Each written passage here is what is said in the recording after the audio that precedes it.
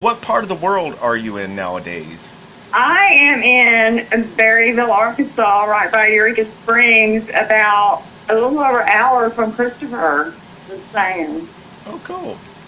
I'm about Arkansas. close to 700 miles from you now. Right, yeah. I got a good friend that lives up there in Little Rock, and he's putting in a motocross track in his backyard right now. And that, Cool. yeah, man, I told him, I said, hey, me and my dirt bike might have to come visit that when it's done. See, But I yeah, have kind of features. We could so make that happen, too. well, yeah, the knuckleheads you just got to learn how to deal with, right? Exactly. Because if you try to make them use their brain a little bit, it'll just fucking explode, right? Just blow up. Yeah. You just get them to thinking about something real hard. They can't do that. Just saying. They will. And I lost my internet connection, guys. And we are back live and in full effect, guys. Sorry about that. No apologies. We're not going to make excuses. We're going to make something happen. And y'all just missed a nice, interesting little conversation with Marilyn loving life. So Marilyn is loving life. And as she just said, we're blessed that we woke up today. And yeah, we were just discussing my older brother, Richard. I was just telling her that I was very proud of him. He's doing well. She hasn't been down here. I guess she hasn't visited in years and years. It's at least maybe she's visited, but she hasn't seen or talked to some of my family that she was close to back in the day. And yeah, we were talking about my older brother has a tattoo on his arm that says MVP on it, and that's all. I mean, that's we were just talking a little bit about that. So have you guys ever heard of someone named Jack Roy? Tell you a little bit of an inspirational story before we close tonight about a young comedian named Jack Roy. Okay, he was born. His name was Jay Cohen. His stage name was Jack Roy, and he was a comedian, right? Jack Roy was a good comedian, right? And he knew that that's where his heart took him. That's where his heart led him. And his father, Phil Roy, right, was a vaudevillian performer. And his father's real name was Phil Cohen. So Jay Cohen, which changed his name to Jack Roy to a stage name, like his father changed his stage name to Phil Roy. Like I said, his father was a vaudevillian performer. We're talking Jay Cohen or Jack Roy, stage name, was born in was working as a comedian, you know, as a like an MC and as a comedian from 1940 to 1949. In 1949, okay, Jack Roy, he hung up his hat. He said, "I've got to take care of my family. I've got other responsibilities, and maybe someday, you know, I'll make this comedy thing work." So just like I tell everyone that you should wake up every single day and do what you love to do, and find you know, inspiration in your friends and things around you, your peers, you know, creative people, not competitive people.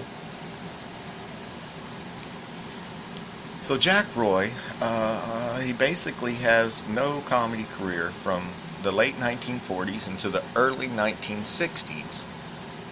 In the early 1960s, when at this time he'd done several jobs. Like at this time he was an aluminum siding salesman.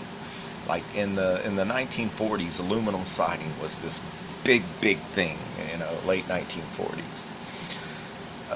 Or actually the late 1950s. In the 1940s, you couldn't get aluminum because of the war effort and recycling and having to build bombs and all that kind of stuff. So that's my bad.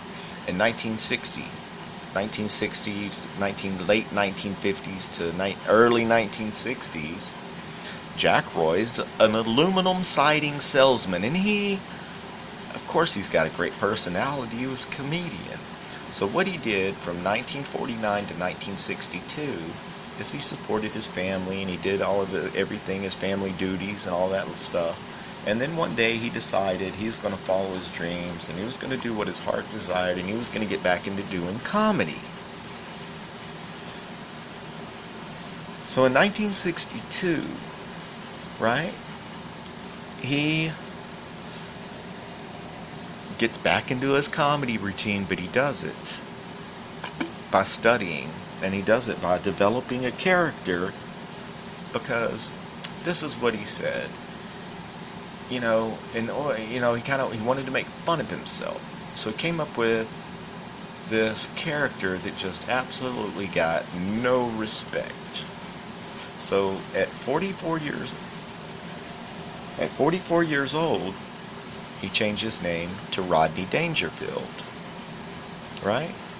When Rodney Dangerfield opened up, he worked in the mid-1960s until, 1968 or 69, somewhere around in there, he opened Dangerfields, and it was a comedy club.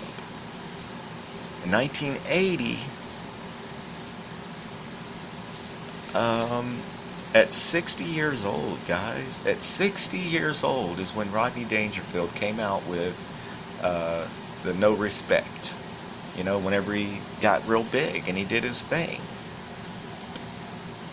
So, I'm just saying that Rodney Dangerfield started out his life as Jay Cohen, changed his name to a stage name, Jack Roy, and he did serious stand-up comedy.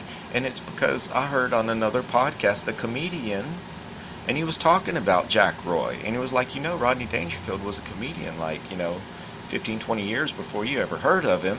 And then he went and he raised his family, did his thing, and he followed his dream. And it turned out pretty fucking well for him, didn't it? So don't let anyone ever tell you that you cannot do what you love to do every single day whenever you wake up and become part of an enlightened, creative plane of existence, guys.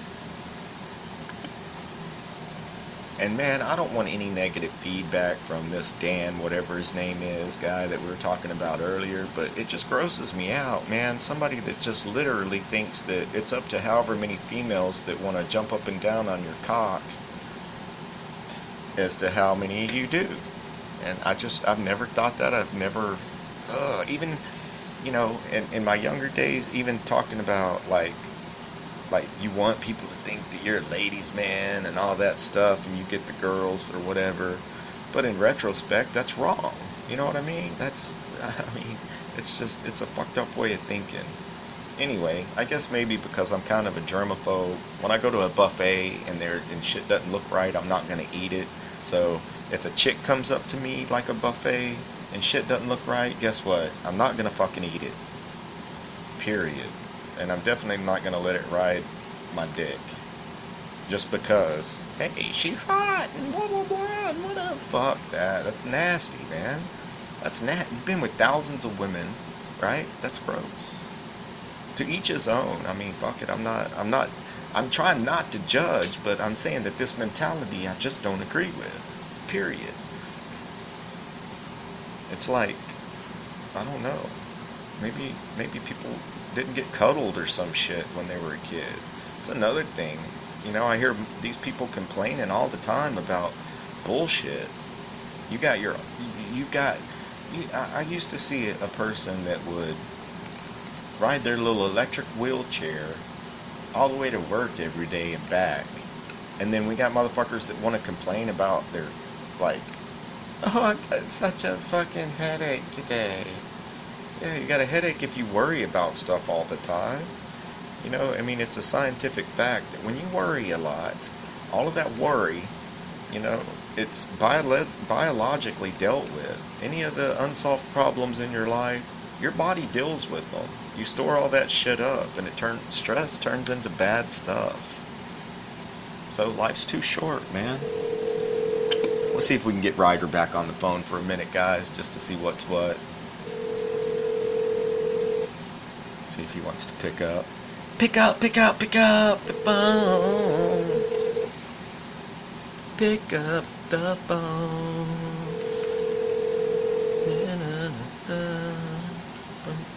Chris Ryder, can't take your phone call right now. Please leave a message. Actually, it's easier for you to text me. It would be easier for me to read that. All right, thank you. Yeah.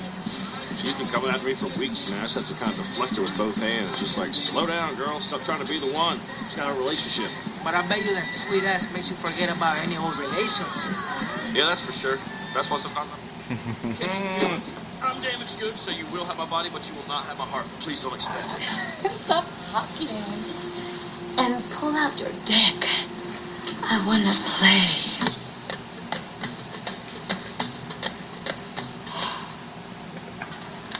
Kenny, there's some weird Mexican motherfuckers that came by yesterday. Well, who were they? Some fucking mongoloid and a fucking dwarf. What do they want? They said they thought they found somebody that you were looking for. Some Mexican name like Eduardo or something like that. Eduardo Sanchez. Yeah, that's it. Who were those dudes, man? They almost tried to step to me, Kenny. Well, the littlest one used to be my sidekick. And the big one, well, he pretty much just pissed me off all the time. Did they say where they found him? Wait, sidekick? So you were down here with another sidekick? How long were you working with him? Listen, man, pull your head out of your ass, all right? Dipshit, this is important.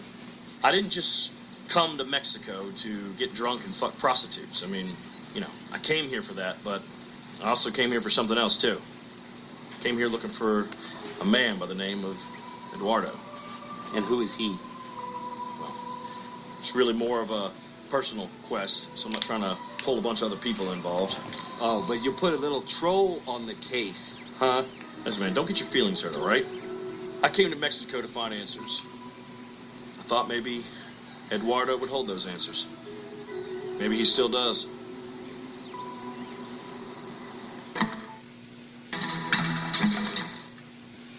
Alright, I guess we're not gonna get Chris back on the phone. But I can tell you that I will put some local natives up. I'll put a couple of their videos up. I'll listen to some of their music. Not able to bring you guys music on here because guess what? It's expensive as fuck. So we're not gonna do it. We're not gonna bring music on here. So yeah, right about now, we'll remind you that if you still have your parents around, tell them you love them. Tell them that you appreciate them bringing your monkey ass into this world. And if you don't have them around, they're looking down on you and they're motherfucking proud of you right now. I know these things.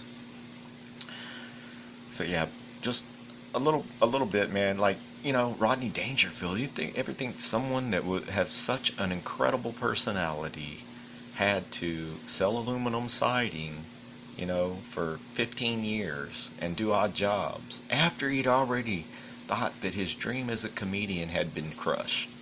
So that's just a little bit of an inspirational story, man. I had no idea. I didn't know that. And like I said, I was listening to, you know, another podcast, like right here at Spreaker Podcast. Download the app and go to where it says info created by. Click on my name, and that's where it'll allow you to follow the show, Robcast Live. Not going to be... I made a conscious decision, man, to not do some other programs because the people, I mean, the people that listen to Robcast anything are awesome. I have had no trollage or no problems or anything like that on Twitter, anything like that.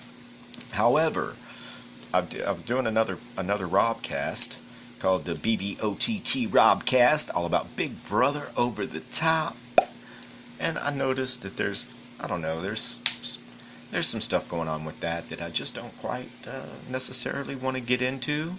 But I faded the BBOTT Robcast to black for 5 weeks until the final episode of that, so that you all, my favorites, you guys have got my undivided attention now. So guess what? You're in trouble. Trouble. You're all in trouble. And I'm giving each and every one of you a spanking. Well, at least one of you. Maybe. But definitely not 10,000, not however many thousand of you. Definitely don't want to be with, like, I think he said 9 or 17, had sex with 9 or 17 women in one day. That is ludicrous speed, guys. That is ludicrous speed. It ain't happening with this Julito. Not today, not ever. Oh, yuck. And maybe, I'm fucking wrong all the time, so I could be wrong about this one too, you know. I'll get up to heaven and God will say, why didn't you put your dick into thousands of women? And I'll be like, dang it, that's what I was supposed to do when I was here. And it'll be like, yep, you're going to hell. And I'll be like, dang it.